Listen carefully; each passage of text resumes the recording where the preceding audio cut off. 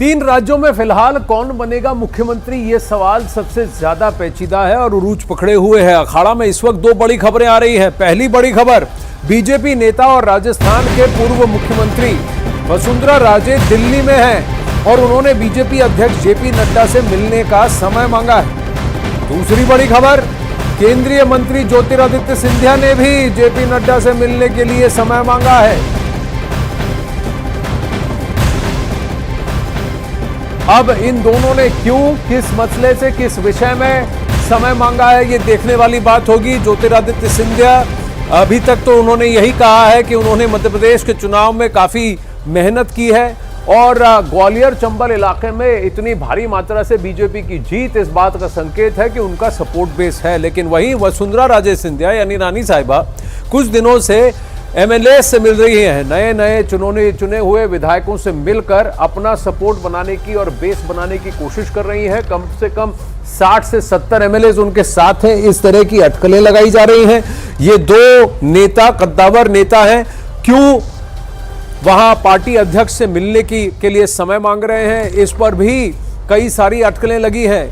क्या ये सिर्फ औपचारिक मीटिंग है, भेंट है और अपनी बात रखने के लिए और अपने सुझाव रखने के लिए भेंट है, यही प्रश्न है। पार्टी जो तय करेगी वही किया जाएगा। और ज्योतिरादित्य सिंधिया की भेंट की मुलाकात जेपी नड्डा जी से तब हो रही है जब 24 घंटे पहले स्वयं शिवराज सिंह चौहान यानी मामा जी ने खुद ये कहा कि वो सिर्फ पार्टी के कार्यकर्ता हैं, जो भी तय करेंगे वो प्रधानमंत्री नरेंद्र मोदी तय करेंगे।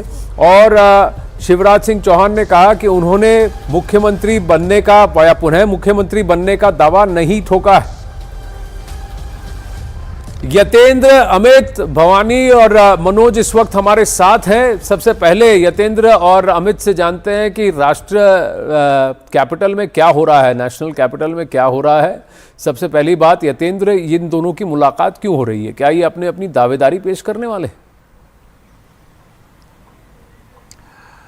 देखिए, लगातार जो भी नेता हैं और जो मुख्यमंत्री पद की रेस में माने जा रहे हैं वो अपने बीजेपी नेतृत्व जैसे बीजेपी अध्यक्ष जेपी नड्डा और गृह मंत्री अमित शाह से मुलाकात कर रहे हैं और कुछ लोगों ने मुलाकात का समय मांगा है। अभी आज वसुंधरा राजे ने, ज्योतिरादित्य ने भी समय मांगा है और कहीं ना कहीं ये मुलाकात आधिकारिक तौर पर औपचारिक जरूर कही जाएगी, लेकिन अपना दावा भी इसमें ठोका जाएगा कि आखिरकार वो इस पद के लिए क्यों योग्य हैं और क्यों बीजेपी नेतृत्व को उनके बारे में सोचना चाहिए। हालांकि बीजेपी नेतृत्व की भी लगातार 2 दिन से लगातार बैठकें चल रही हैं। प्रधानमंत्री नरेंद्र मोदी, गृह मंत्री अमित शाह और बीजेपी अध्यक्ष जेपी नड्डा लगातार बैठकें कर रहे हैं और हर तरह के समीकरण पर वो मंथन कर रहे हैं कि किस दशा और दिशा जो राज्यों की होनी चाहिए उनके नेतृत्व में, वो उसके लिए कौन योग्य होगा। नाम को लेकर कोई भी बहुत ज्यादा चिंता की बात इस वजह से नहीं है क्योंकि स्पष्ट बहुमत है, लेकिन बीजेपी नेतृत्व चाहता है कि आने वाले समय में कोई दिक्कत ना हो, राज्य का विकास हो। केवल लोकसभा चुनाव नहीं, आने वाले 5 सालों तक वो स्थायी नेतृत्व के तौर पर काम करे, क्योंकि पहले की आप देखेंगे, पहले की बीजेपी हमेशा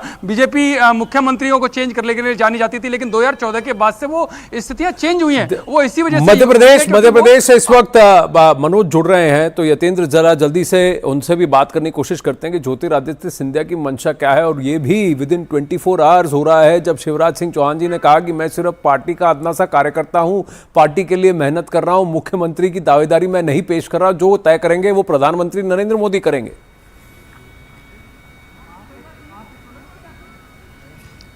आनंद, जो सबसे अहम बात है, क्योंकि जब 2020 में कमलनाथ की सरकार गिरी थी, तो कमलनाथ की सरकार गिरते वक्त जब सिंधिया कांग्रेस से बीजेपी में गए थे, तो उस समय ये कहा जा रहा था कि जब शिवराज सिंह चौहान दोबारा मुख्यमंत्री बने तो लोगों को इस तरह की जानकारी थी कि शिवराज सिंह चौहान के बनने में ज्योतिरादित्य सिंधिया की भी अहम योगदान है। उन्होंने मतलब इस नाम पर सपोर्ट किया था। लेकिन अभी इस बार के चुनाव में अब सब कुछ अलग है आनंद, सब कुछ अलग है। इतना अलग है कि ये चुनाव बीजेपी के नेताओं की जो रिजल्ट है, नतीजे हैं, वो यहाँ जब हम स्थानीय नेताओं से बात करते हैं तो उनकी भी सोच के, समझ के, कल्पना के परे है 163 सीटें जीतना। और जब जिस तरह से बीजेपी ने बीते 3 महीने में यहाँ पर मध्य प्रदेश के मन में मोदी, एमपी के मन में मोदी, मोदी के मन में एमपी, मोदी की गारंटी और साथ ही साथ जो डबल इंजन की सरकार, इस तरह की तमाम विग्रसली कार्यक्रम चलाए और जो अमित शाह ने जिस तरह से मध्य प्रदेश में पूरे चुनाव पर नजर रखी, अश्विनी वैष्णव यहाँ पर रहे, साथ ही साथ केंद्रीय मंत्री भूपेंद्र यादव रहे और जो जिसे कहते हैं ना बागी, वो बागियों को संभालने में हालत ये थी कि व्यक्तिगत तौर पर केंद्रीय गृह मंत्री अमित शाह ने उन लोगों से बात की और उनको चुनाव में लड़ने से रोका। तो जब सामने ये दिख रहा है कि इस नतीजों के लिए एक बड़ा योगदान केंद्र के उस कैंपेनिंग का है, केंद्र की कैंपेनिंग का है, तो जाहिर तौर पर केंद्र ही इसमें फैसला करेगा। और ये भी एक सोचने वाली बात देखिए, हर कोई अपनी अपनी बात रखेगा, पर क्या ये दावेदारी ठोकना है? वसुंधरा राजे सिंधिया के बारे में अगर कहें तो वो तो चाहती हैं कि वो मुख्यमंत्री बने।